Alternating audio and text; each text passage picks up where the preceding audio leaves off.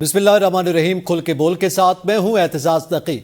आज के प्रोग्राम में हम जिक्र करेंगे कि बानी पीटीआई ने अडियाला जेल में सहाफियों से गैर रस्मी गुफ्तगू करते हुए इस चीज का इजहार किया कि पार्टी को मुश्किल वक्त में छोड़कर जाने वाले चार्लीस की वापसी नामुमकिन है।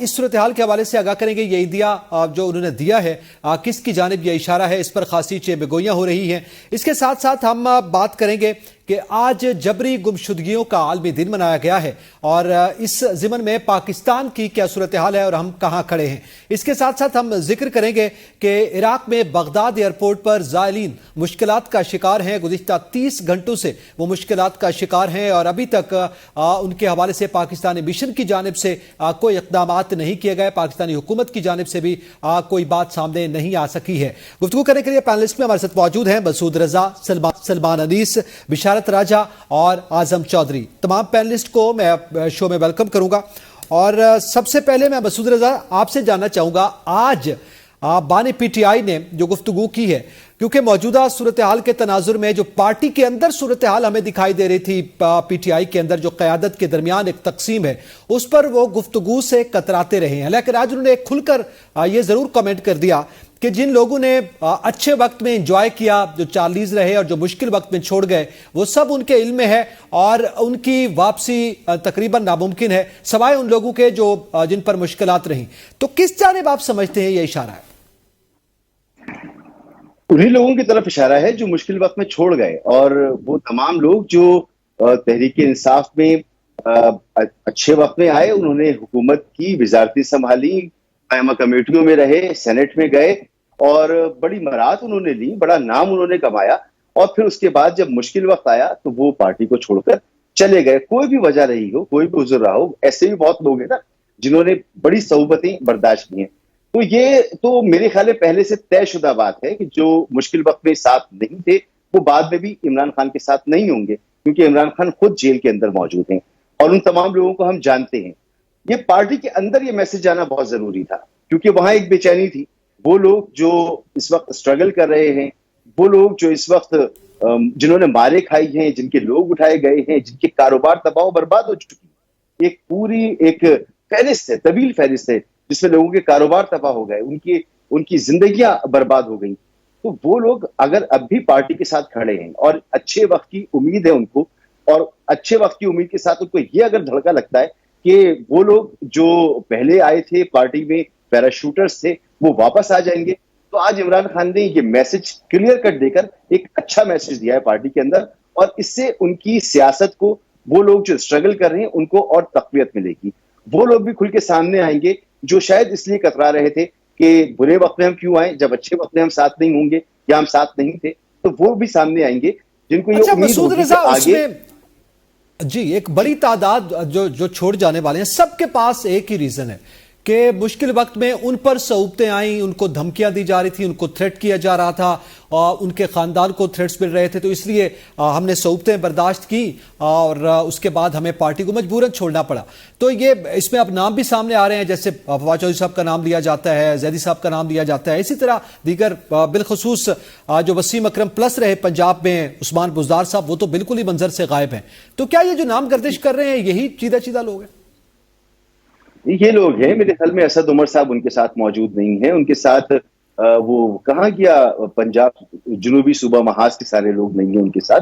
वो जो जहांगीर तरीन साहब के जहाज में भर के आए थे वो लोग उनके साथ नहीं है। वो तो पहले भी पार्टी का हिस्सा नहीं थे, लेकिन अच्छे वक्त में साथ थे।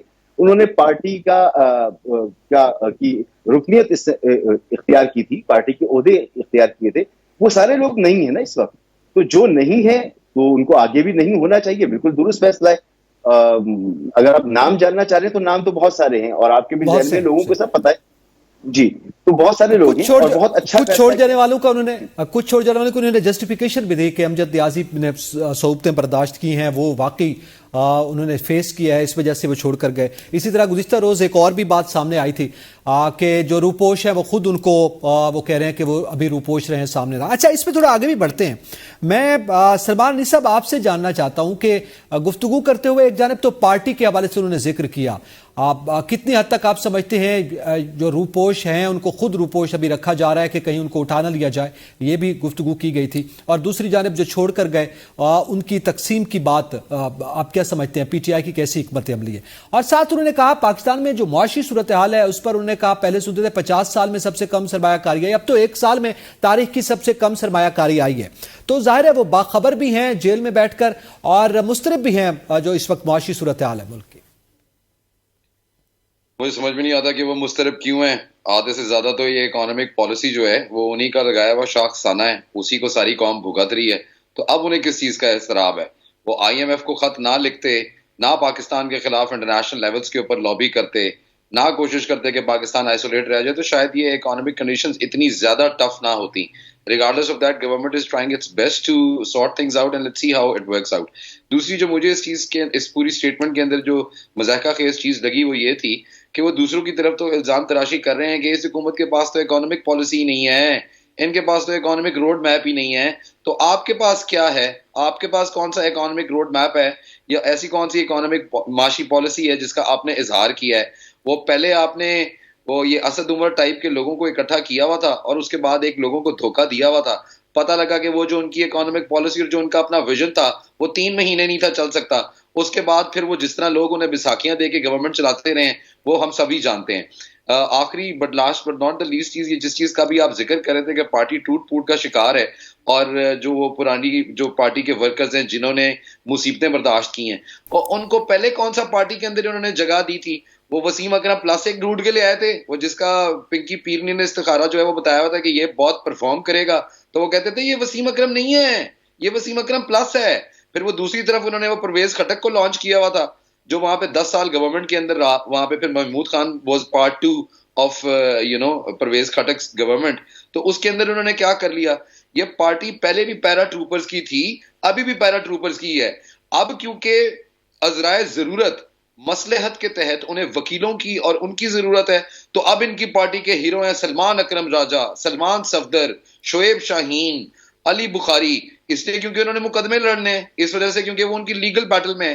تو دیکھیں پی ٹی آئی کے جو بانی ہیں وہ لوگوں کو ٹیشو پیپر کی طرح استعمال پہلے بھی کرتے تھے, ابھی بھی کر رہے ہیں. ورکر کے لیے اس پارٹی میں نہ پہلے جگہ تھی, نہ اب ہوگی, نہ آگے مستقبل میں نکلے گی, کیونکہ یہ پیرا ٹروپرز کی پارٹی ہے. یہ لے دے کی سیاست کرنا چاہتے ہیں. وہ وہاں سے کوئی آئے گا ان کو, پہلے وہ جہانگیر ترین جہاز بھر بھر کے لے کے آتا تھا, اب کوئی اور اے ٹی ایم یہ ڈھونڈ لیں گے, گاڑیاں بھر بھر کے لے کے آئیں گے, لیکن اس کے اندر کنسسٹنسی نہیں ہوگی ان کی پالیسیز کے اندر. اسی وجہ سے ان کی آئیڈیالوجی کے اندر وہ پختگی نہیں ہے. ایک دن ایک بیان دیتے ہیں, اگلے دن دوسرا بیان دیتے ہیں.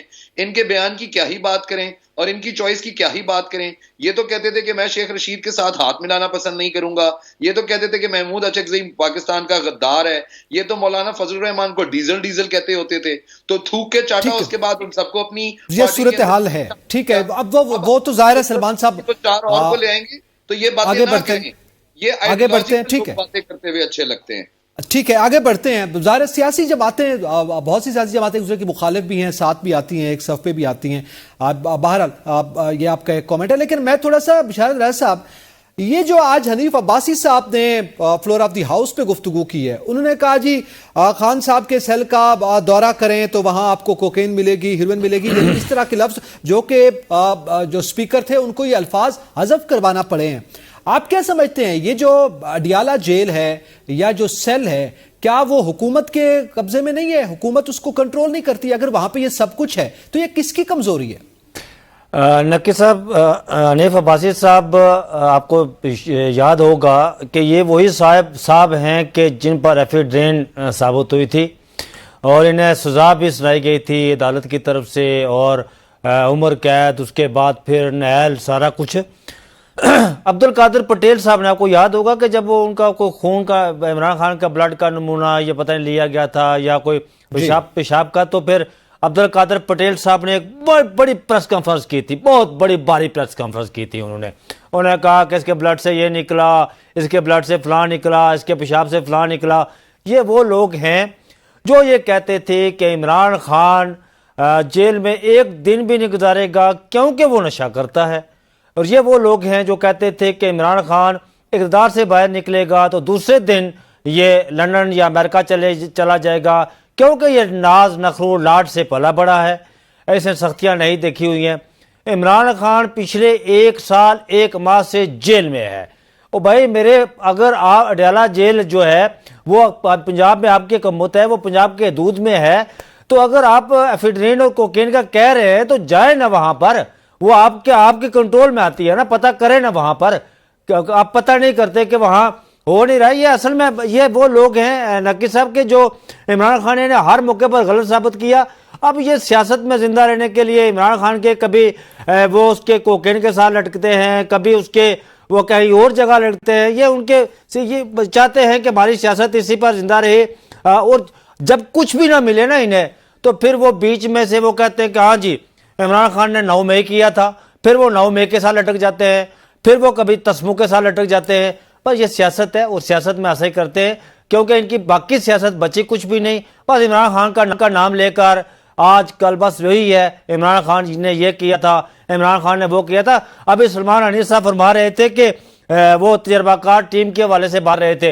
इमरान खान ने यह दावा कभी नहीं किया कि हमारे पास माशी जो है वो तजर्बाकार टीम है। नून लीग पिछले 50 साल से इक़्तिदार में है, तो उनके पास इन्होंने दावा किया था, नवाज शरीफ साहब ने दावा किया था कि हमारे पास तजर्बाकार माशी टीम है जी, हमें जो है वो कोई कुछ करना नहीं पड़ेगा। फिर शहबाज शरीफ साहब ने कभी कहते हैं कि मैं कपड़े बेचकर आवाम को आटा लेकर दूंगा, उनके कपड़े तो वो नए नए कपड़े पहनते हैं, आवाम के कपड़े उतर गए। असल में तजर्बाकार तो वो है ना, इमरान खान ने तो 3.5 साल हुकूमत की है ना, उससे कभी दावा नहीं किया कि मेरे पास जाहिर है कि माशी हवाले से उन्होंने ये दावा ही नहीं किया। अच्छा, फिर इसमें आजम चौधरी साहब ये मईशत के हवाले से बात की खान साहब ने, और साथ साथ उन्होंने कहा कि मुल्क में जो अमन अमान की सूरत हाल है, दहशत गर्दी भी मौजूदा हुकूमत से नहीं संभल रही, और सूरत हाल ये है कि बलूचिस्तान में जो हालात है उसका एहतजाज पंजाब में करवाया जा रहा है। फिर उन्होंने कहा कि सियासी जमातें यकजा होकर ही इन मामलात को, बिलखसूस बलूचिस्तान के मामले को हल कर सकती हैं, ना के इदारे। तो उनकी ये गुफ्तगू से आप क्या कर रहे हैं? एक जानिब तो जाहिर है वो ये कह रहे हैं कि हुकूमत जो है वो नाकाम है, ये फकत बयान है या वाकई ऐसी सूरत हाल है? अगर ऐसी सूरत हाल है कि वो समझते हैं कि सियासी जमातें यकजा होकर ये कर सकती हैं, तो फिर मुज़ाकरात का मामला जो है वो सियासी जमातों से क्यों कतराते हैं? वो ये क्यों कह रहे हैं कि वो एस्टैब्लिशमेंट से मुज़ाकरात करेंगे? बिस्मिल्लाहिर्रहमानिर्रहीम, बहुत शुक्रिया तकी साहब। देखिए, पाकिस्तान में इस वक्त जितने मसाइल खड़े हैं, मेरा ख्याल है कि हम तारीख के एक बदतरीन दौर से गुजर रहे हैं, चाहे वो हमारी मईशत के हवाले से हो, चाहे वो लॉ एंड ऑर्डर हो, चाहे वो बद इंतजामी हो। हमने इतने मुश्किल हालात पहले कभी नहीं देखे। और वो इमरान खान साहब ने जो मईशत की बात की है, मैं समझता हूँ कि बिल्कुल दुरुस्त बात है। आप देखें कि इस वक्त हमें महंगाई जो है वो तारीख की बुलंदतरीन सतह पर है, और हमें IMF के प्रोग्राम में जाना है, और IMF के प्रोग्राम के लिए हम बाकी जो दोस्त ममालिक हैं उनकी मिन्नतें तरले कर रहे हैं, और अब हम कमर्शियल बैंकों के पास जा रहे हैं $2 बिलियन लेने के लिए, ताकि हम IMF को दिखा सके और पाकिस्तान मजीद कर्जा ले सके। अब ये मईशत को ठीक करना किसकी जिम्मेदारी है? ये हुकूमत की जिम्मेदारी है, और हुकूमत की जिम्मेदारी है लॉ एंड ऑर्डर को भी कंट्रोल करना। लेकिन इन दोनों कामों में अब इस हुकूमत का ये दूसरा दौर चल रहा है, जबकि तीसरा दरमियान जो निगरान हुकूमत का दौर था, मैं समझता हूँ ये कंटिन्यूटी है। ये PDM 1, निगरान PDM 2 और अब ये PDM 3, ये कंटिन्यूटी चल रही है। लेकिन इन 3 अदवार के अंदर इश्यूज बढ़ते चले जा रहे हैं, कोई इशू ऐसा नहीं है जिसको रिजॉल्व किया जा सका हो। और वो दुरुस्त कह रहे हैं, लेकिन सियासतदान जब तक इकट्ठे नहीं मिलकर बैठेंगे, आप पाकिस्तान के कोर इश्यूज को ठीक नहीं कर सकते। आप पाकिस्तान में ना मईशत को ठीक कर पाएंगे और ना आप पाकिस्तान में लॉ एंड ऑर्डर को कंट्रोल कर पाएंगे, क्योंकि उसके लिए आपको सियासी इस्तेहकाम की जरूरत है। अब आप कह रहे हैं कि इमरान खान कहते हैं कि मैं एस्टैब्लिशमेंट से मुज़ाकरात करूंगा। मैं समझता हूं कि इमरान खान जिस पर्सपेक्टिव में कह रहे हैं वो पर्सपेक्टिव उनका दुरुस्त है। जो हुकूमत जिसके पास फैसला साजी की कुव्वत ना हो, फैसला साजी का इख्तियार ही ना हो, जिसने फैसला करने के बाद या पहले वहां से इजाजत लेने के लिए जाना है, तो वो ठीक कहते हैं कि फिर मैं बात ही उनसे करता हूं जिनसे आप लोगों ने इजाजत लेनी है। अगर आप मुज़ाकरात कर भी लेते हैं, उसके बावजूद उस पर अमल दरामद नहीं हो सकता, तो क्या फायदा? दूसरी बात यह है कि ताली दोनों हाथों से बजती है। اور حکومت بھی مجھے ان مذاکرات میں کوئی مخلص نظر نہیں آئی. آپ پی ڈی ایم 1 کی حکومت اٹھا کے دیکھ لیں, پرائم منسٹر صاحب نے اس وقت بھی سیاسی استحکام کے لیے انہوں نے اے پی سی اناؤنس کی تھی, آل پارٹیز کانفرنس. چند دنوں بعد وہ ہوا ہو گئی, اس کا کوئی ذکر ہی نہیں ہوا.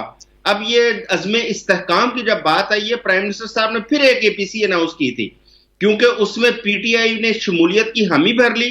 عمران خان صاحب نے بیان دے دیا کہ اس میں پی ٹی آئی جائے گی, اور اس کے بعد آج کے دن تک اس اے پی سی کا کوئی ذکر نہیں ہوا. لہذا حکومت کو پتا ہے کہ اگر اے پی سی کے اندر پی ٹی آئی آ گئی تو حکومت کے پلے پہلے ہی کچھ نہیں ہے, اور جو تھوڑا بہت ہے وہ پی ٹی آئی وہ بھی کیش کروا کے چلی جائے گی. اس لیے حکومت مذاکرات سے کترا رہی ہے, کی طرف نہیں آ رہی. اچھا, یہ بڑی میثاق معیشت کی بھی بات ہوئی تھی مسعود, آپ کو یاد ہوگا میثاق معیشت کا معاملہ بھی تھا. ظاہر ہے میثاق معیشت میں سب کے پاس کچھ نہ کچھ پالیسیز, کوئی نہ کوئی معاشی ویژن ہوگا تو وہ سامنے رکھتے اور پھر ایک میثاق ہوتا. لیکن اب یہ صورتحال ہے کہ 300 روپے کی کٹوتی کی گئی ہے. آج جو فیصلہ سامنے آیا اس میں 300 ارب کی جو کٹوتی کی گئی, اس میں اسپارکو, اعلیٰ تعلیم, نہریں, پلاننگ کے حوالے سے یہ ساری کٹوتیاں ہیں. چلیں وہ اس میں پارلیمنٹیرینز کے فنڈز میں بھی کمی کی گئی ہے کسی حد تک.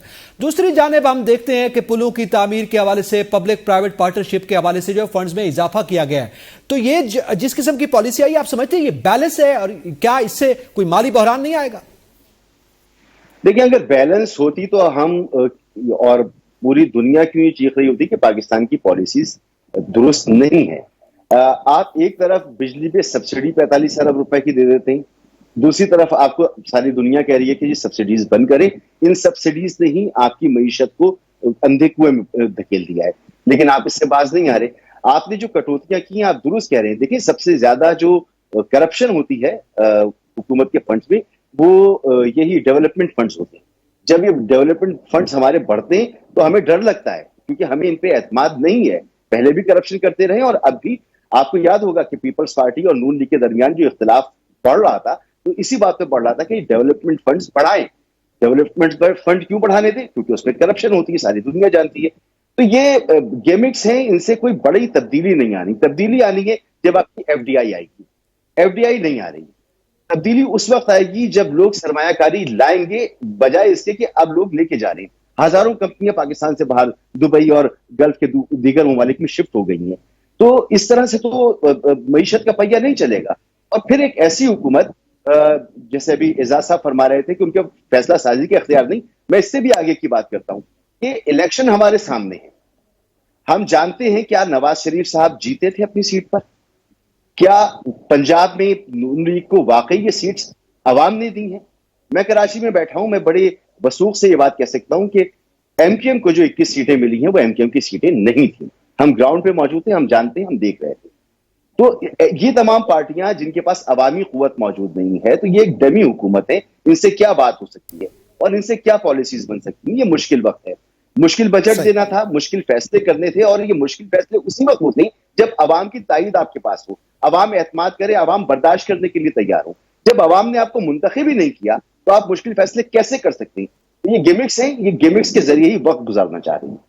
یہ وقت گزاری کی پالیسیز ہے اس وقت, ڈنگ ٹپاؤ پالیسیز ہے, وہی صورتحال کا ہمیں سامنا ہے. اس کے ساتھ ساتھ ہم بات کریں گے کہ آج جبری گمشدگیوں کا عالمی دن تھا, اور پاکستان کس سطح پہ کھڑا ہے, کس صورتحال پہ کھڑا ہے, اس معاملے کو لے کر ایک بریک کے بعد ساتھ رہیے گا.